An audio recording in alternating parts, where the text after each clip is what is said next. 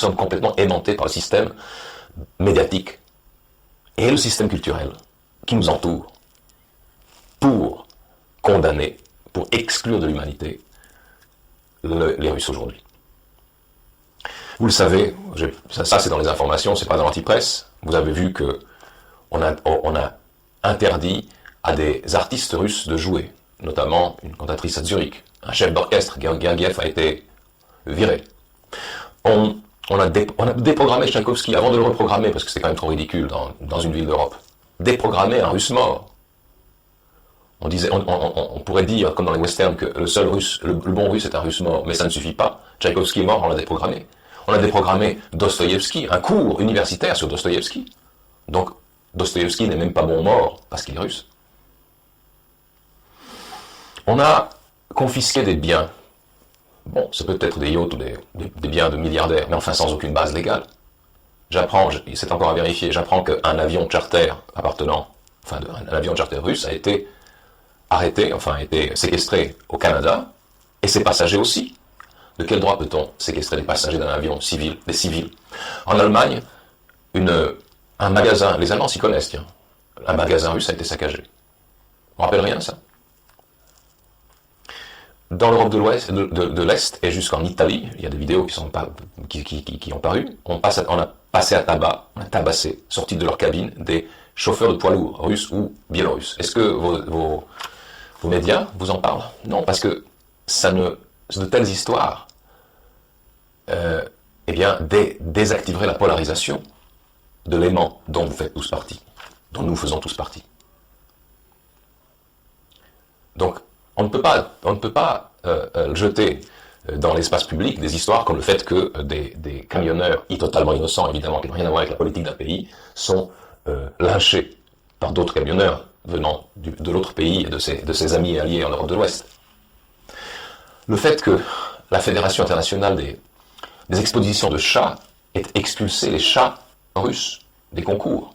Le fait que les athlètes paralympiques, donc les athlètes invalides russes, soient expulsés des compétitions internationales, ça veut dire quoi?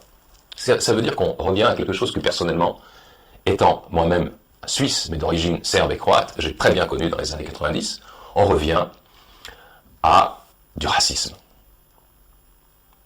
Et cette russophobie, dont la serbophobie est un sous-ensemble, parce qu'on assimile les Serbes, en tout cas à l'époque de la guerre en Yougoslavie, on assimile les Serbes à une espèce de post-avancée de la Russie, orthodoxe et obscurantiste, dans l'Occident éclairé, n'est-ce pas? Bien, en tant que Suisse d'origine serbe et croate, j'ai été confronté à ça pendant 10 ans, les 10 ans de la guerre en Yougoslavie. Et j'ai vu des gens qui ont changé leur nom, qui ont changé de nom de famille pour ne plus être embêtés. J'avais des collègues d'études, des connaissances qui changeaient de trottoir en me croisant, parce que je n'avais pas participé. On pouvait être d'origine serbe, mais on ne pouvait pas ne pas s'en excuser. Et moi, je n'en étais pas excusé. Donc, je devenais un paria dans cette société. Ce qui est amusant, c'est que je suis resté dans cette société qui est la Suisse, qui est tellement bien pensante, tellement humanitaire et humaine. Je suis resté, j'ai publié des choses contre ce délire. Des choses qui étaient raisonnables, puisque ma revue s'appelait Raison gardée à l'époque. Et j'ai vu ces gens qui m'auraient lynché, et qui n'étaient pas des sauvages, hein, c'était pas des voyous en pleine rue, c'était des journalistes, des gens bien pensants, des professeurs, des gens qui m'auraient lynché à l'époque. Je les ai recroisés des années plus tard, parce que c'est un petit monde, la Suisse, puis que je fais partie un petit peu du milieu médiatique en Suisse. Il faut voir comment ces gens me regardent dans les yeux, ou ne peuvent pas me regarder dans les yeux. Et ça fait quand même 20 ans que ces choses-là sont terminées. Encore aujourd'hui. Parce que moi, j'ai pas changé. Mais eux ont été pris de démence. La russophobie, c'est semblable. Et en plus, la russophobie, si vous connaissez un peu les livres qui en parlent, par exemple l'excellent livre de Guy Métan, le profond, il suffit de 2 verres de vin blanc pour le réveiller. La bête se réveille et elle repart comme avant. Évidemment, on va me dire, comme on a dit d'ailleurs au professeur italien dont on a sucré le cours sur Dostoïevski, et lorsqu'il a dénoncé cette censure absurde d'un professeur italien dans une université de Milan sur un auteur russe mort il y a plus de 100 ans, lorsqu'il a protesté, lorsqu'il a crié son indignation, la rectrice de l'université en question lui a proposé de restaurer son cours. En fait, c'était un malentendu. Elle ne voulait pas du tout censurer le cours sur Dostoïevski, mais elle voulait le mettre face à face avec un auteur ukrainien. Vous voyez? Ou d'autres auteurs ukrainiens.